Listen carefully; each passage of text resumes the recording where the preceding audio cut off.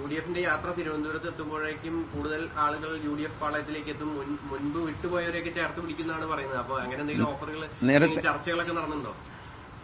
ഈ നടുകടലിൽ ഒരു കപ്പലിൽ പോയിക്കൊണ്ടിരിക്കുമ്പോഴേ ഈ നടുകടലിലേക്ക് എടുത്ത് ചാടാൻ ആരെങ്കിലും മണ്ടന്മാർ തയ്യാറായിട്ടുണ്ടെങ്കിൽ മുങ്ങിച്ചാവുകയല്ല വേറെ മാർഗം എന്താണ്? ഇതെങ്ങോട്ടാണ് ചാടുന്നത്? കോൺഗ്രസ്സിലും ഉള്ളവർക്കേ അവസരമില്ലാത്ത കോൺഗ്രസ്സിലും എന്തവസരം കാത്തിട്ടാണ് ചാടുന്നത്? നടുകടലിൽ ചാടിയാൽ എന്തായിരിക്കും ഫലം എന്ന് അവരവരാലോചിക്കുക. അത് ഈ പറഞ്ഞതൊക്കെ ഞാൻ മുമ്പേ പറഞ്ഞ പോലെ സ്ഥാനം പോകുമ്പോൾ വിഷമം വരുന്നവർ കാണും.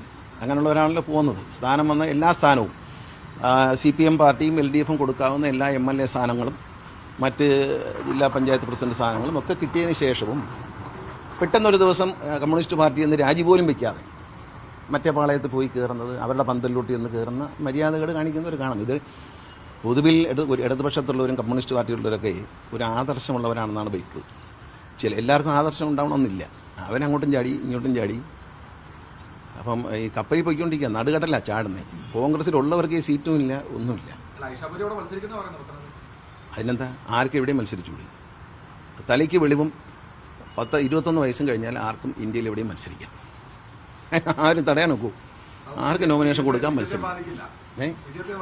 ബാലഗോപാൽ 100% വിജയിച്ചിരിക്കുമല്ലോ. കഴിഞ്ഞ വർഷത്തേക്കാളും ഭൂരിപക്ഷം ജയിക്കും. കഴിഞ്ഞ വർഷം അദ്ദേഹം ജയിച്ചതാണ് 12,000 വോട്ട്. ചർച്ച ചെയ്ത് വേണ്ട മാറ്റങ്ങൾ വരുത്തും. അങ്ങനെയുള്ള ഒരു ചർച്ചകൾ നടന്നിട്ടുണ്ടോ? അങ്ങനെ മുന്നണിക്കുള്ളിൽ നടന്നിട്ടുണ്ടോ? അല്ല, മുന്നണിക്കുള്ളിൽ അങ്ങനെ ചർച്ചയൊന്നും നടന്നിട്ടില്ല. അങ്ങനെ വേണ്ടി വരുന്ന സാഹചര്യം ഉണ്ടെങ്കിൽ അടിയന്തര മുന്നണി യോഗം വിളിക്കും കൺവീനർ. അതനുസരിച്ച് നമ്മൾ ചെയ്യും. പക്ഷേ എന്നാലും ഒരു ധാരണയുണ്ട്, നമ്മൾ വിശ്വാസികൾക്കൊപ്പമാണ് എന്ന് മുഖ്യമന്ത്രി തന്നെ പ്രഖ്യാപിച്ചിട്ടുണ്ട്. ശബരിമല അയ്യപ്പ സംഘവുമായി ബന്ധപ്പെട്ട മീറ്റിംഗിൽ ബഹുമാനപ്പെട്ട മുഖ്യമന്ത്രി തന്നെ ഞങ്ങൾ ഭക്തജനങ്ങൾക്കൊപ്പം എന്ന് പറഞ്ഞിട്ടുണ്ട്. ഞങ്ങൾ ഭക്തജനങ്ങൾക്കൊപ്പം. കഴിഞ്ഞ 5-6 വർഷമായിട്ട് ഒരു കുഴപ്പമില്ലല്ലോ. കാരണം അന്നൊരു ഇഷ്യൂ വന്നെങ്കിൽ ഒരു കോടതി വിധിയുടെ പുറത്ത് വന്ന ഇഷ്യൂ ആണ്. അതിനുശേഷം കഴിഞ്ഞ 5-6 വർഷത്തോളം കഴിയുകയാണ്. ആ കഴിയുമ്പോൾ യാതൊരു വിധത്തിലുള്ള ഇഷ്യൂസുമില്ല. ശബരിമല വളരെ സ്മൂത്തായിട്ട് പോവുകയാണ്. അതിന് ആവശ്യമില്ലാത്ത പ്രതിപക്ഷവും BJPയും മുതലെടുപ്പിന് ശ്രമിക്കാതിരുന്നാൽ മതി.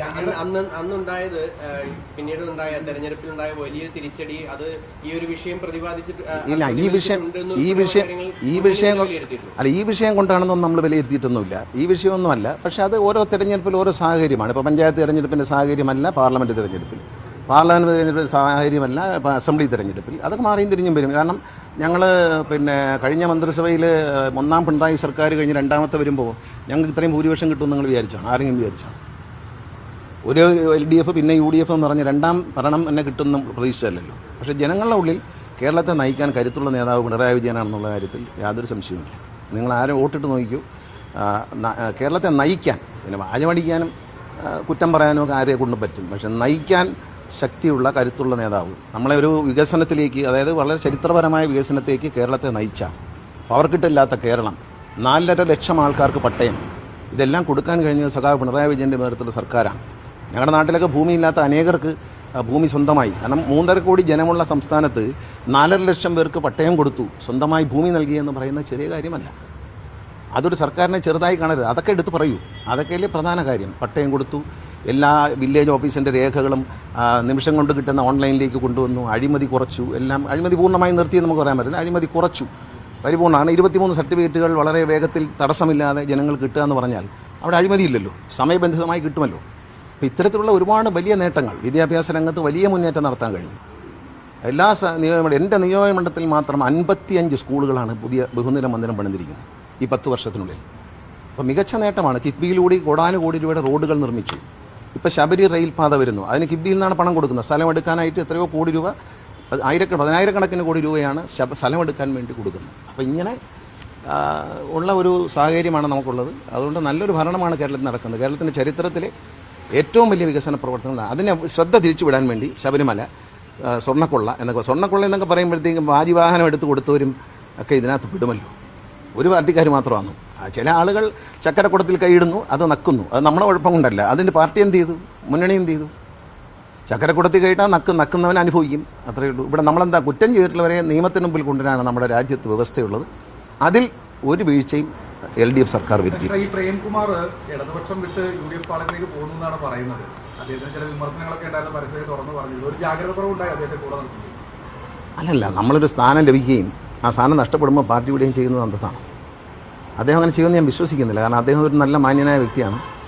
വളരെ നല്ല പെരുമാറ്റവും നല്ല സ്നേഹമുള്ള ആളാണ്. പക്ഷേ ഒരു സ്ഥാനം നഷ്ടപ്പെട്ടതിൻ്റെ പേരിൽ ഇടതുപക്ഷത്തെ അദ്ദേഹം തള്ളിപ്പറയും എന്ന് ഞാൻ വിശ്വസിക്കുന്നില്ല. അത്രയും ഒരു ചീപ്പായിട്ട് പെരുമാറുന്ന ആളല്ല പ്രേംകുമാർ.